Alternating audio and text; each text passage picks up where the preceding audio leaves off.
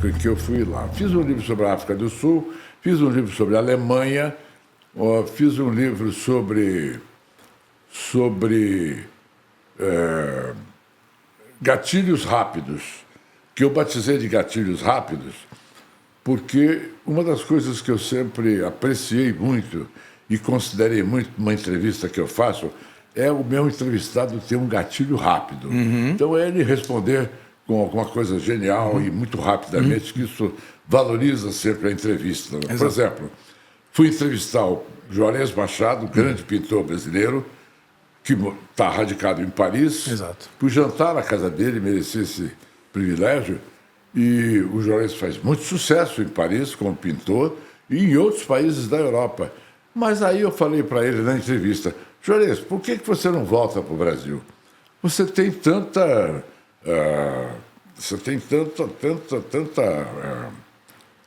como eu diria... tanta cobertura, não é, de todas as galerias no Brasil, como você tem aqui na Europa. Volta para o Brasil. E ele falou: sabe o que é, Mauri? O gatilho rápido. É que Paris me deixa de pincel duro. Eu acho isso ótimo, entendeu? A pessoa que tem gatilho rápido. Todo mundo que usava o seu gatilho rápido do meu programa, eu ia para o computador e anotava, e aí fiz um livro que se chama Gatilho Rápido das Pessoas que eu entrevistei. E o Juarez tinha os quadros no Fantástico, semanalmente. Eu me lembro, ele era muito, como é até hoje, muito conhecido no Brasil. Ele nunca perdeu esse contato com o Brasil. Estando na Europa desde os anos 70, né? O Juarez é incrível. Dessas entrevistas, falando do Juarez, é muito legal. Tem Tony Bennett na tua lista. Né? Tony Bennett eu entrevistei. E tem Donald Trump. Né? O Donald Trump, você entrevistou o Donald Trump? Eu fiz uma entrevista com o Donald Trump, mas ele não era político ainda. Isso. Eu fiz porque eu estava no universo dos cassinos e ele tinha acabado de inaugurar o Trump em Atlantic City. Aí eu fui convidado para gravar e mostrar o cassino, e aí tive na Trump Tower, aí sim, em Nova York, no escritório dele lá em cima, na Quinta Avenida, onde eu fiz uma entrevista com ele, mas falando de jogo. Na entrevista não tem muita... Não havia ainda nessa época essa projeção de que ele se transformaria em político, uma coisa assim. Ele sabia. Não tinha nem aroma de que ele ia virar um político. E ele esteve no Brasil, ele patrocinou corridas do Jockey Club, ele fez dotações em prêmios muito legais também. Não é? E aí ele era um cara divertido. Eu fui entrevistá-lo lá na Trump, ele chegou muito carismático, né? Chegou do banheiro e falou: chega no banheiro, o cara falou: eu preciso dar a mão para você, se você é o admirador do Donald Trump. E ele falou: o cara acabou de fazer xixi, vai dar a mão para mim? Nem podendo. E o Tony Bennett também é um dos... O Julio Iglesias, tem tanta gente... É o que eu te falo, as tuas histórias devem ser as melhores. Eu acabei de falar em off aqui, talvez o Maurício seja uma das pessoas que tem umas grandes histórias do Brasil. Porque você... Com essa abordagem social, você ia até as pessoas, né? Então você acabava, eu imagino, criando situações para você fantásticas na tua vida, né? Tony Bennett, nossa, eu não consigo imaginar. Eu acho que a entrevista as pessoas sempre me perguntam: qual é a entrevista que você mais gostou? Considera mais bacana? É uma pergunta clichê, mas sempre. Mas é funcional. Você tem mais carinho na entrevista pela qual. Eu só reputo como a entrevista, para mim, mais importante. Nem é que o público tenha gostado, com o João Gilberto. Porque o João Gilberto, quando falou comigo, ele não falava fazia 10 anos. E não falou mais até morrer. Então, foi uma entrevista, que eu nem falo que foi entrevista, foi um balbucio de 70 palavras do João Gilberto, a muito custo, mas foi a última vez que ele falou.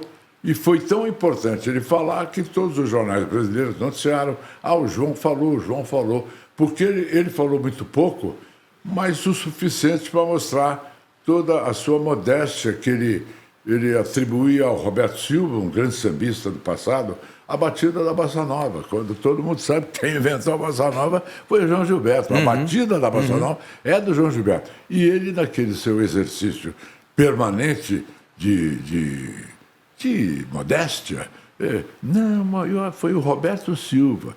Presta atenção no nome do Roberto Silva. Roberto Silva é o grande sambista brasileiro. Foi muito difícil, porque eu o entrevistei num show que ele fez em São Paulo, no lançamento da cerveja número 1, a Brahma. a festa maravilhosa. A festa... Quando ele fez a campanha da Brahma, eu me lembro disso. Aí o Eduardo Fischer, que era o dono da agência, que fez a campanha da número 1, me convidou para ir para o camarim. Falei, nossa, claro que eu quero ir, mas eu estava gravando essa festa, a minha equipe já estava desarmando o equipamento, porque nem pensar em entrevistar João Gilberto, né? Aí o Fischer me convida para ir para lá, eu entro no camarim do João Gilberto e eu não o conhecia. E eu entro e ele fala, Mauri, que bom que você está aqui. Uau! Eu falei, ele me conhece. Ele, como era notívago, não dormia. Você estava na casa dele todas as noites. Na madrugada. Exatamente. Ele era meu companheiro da madrugada. Aí eu aproveitei e falei, João, olha, eu estou fazendo uma reportagem aqui. A minha reportagem, para ficar completa, precisa de ter pelo menos um alô seu. Vamos fazer uma alusão? Não, isso não. E tinha uma tia dele, uma velhinha, sentada no sofá, uma sombrinha assim, e assistindo. E aí pegou a sombrinha, bateu na perna dele e falou, João, fala com o menino é bom. Então eu vou falar, tia. Aí, o João era assim, né? Surpreendente. A hora que eu ouvi isso, eu falei, então eu corri, saí fora, fui buscar minha equipe, já estava quase que indo embora, tirou o equipamento todo do nosso carro, voltamos para o camarim. A hora que eu volto no camarim, cadê o João? Trancado no banheiro. Ele se trancou no banheiro, era uma figura absolutamente do terceiro anel de Saturno. Ele ficava lá em cima. E aí falei, agora? Aí, não, ele vai sair, calma. Aí estava a Elba Ramalho lá, estava o Nelsinho Mota lá, e eu falei, me ajudam. Aí eles bateram na porta, João, pode sair, pode sair. Aí ele abriu a porta numa frase, o Maurício está aí ainda. Falei, ele está com a câmera que você mandou ele buscar. Aí ele saiu, se agarrou no Nelsinho Mota, se agarrou na Elba Ramalho, e eu comecei a entrevista. E ele falava, essa primeira pergunta o Nelsinho responde para mim. Essa pergunta a Elba pode responder para mim. Mas aí virou uma confraternização ali, ele se soltou um pouco e falou essa história do Roberto Silva, que todo mundo noticiou, não é? Daí desse exercício de modéstia dele, ele falou mais algumas coisas, mas foi a entrevista mais importante para mim, porque era mais difícil. Eu jamais imaginaria que eu pudesse tê-lo à minha disposição, não é? De repente, por causa dele mesmo. Ele me conhecia. Eu é que não o conhecia e ele era meu companheiro de madrugada. E você deve ter passado por isso em várias outras situações, né? Em que as pessoas te conheciam, porque você estava dentro da casa delas todas as noites. Não, independente de quem fosse. A verdade é a seguinte, quando você convida a pessoa a fazer uma entrevista, ela aceita ou não aceita. Ela só aceita se ela conhece o teu trabalho, se ela conhece o que vai acrescentar para ela daquela entrevista, ou se não vai acrescentar.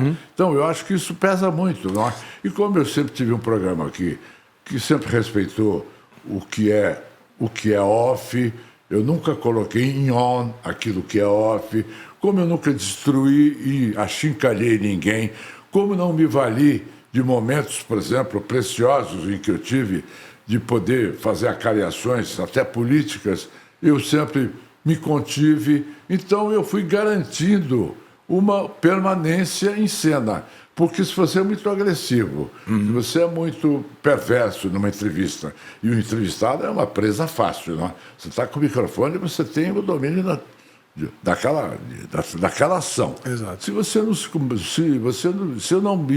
Se eu não me comportasse assim, eu talvez não tivesse tantas oportunidades.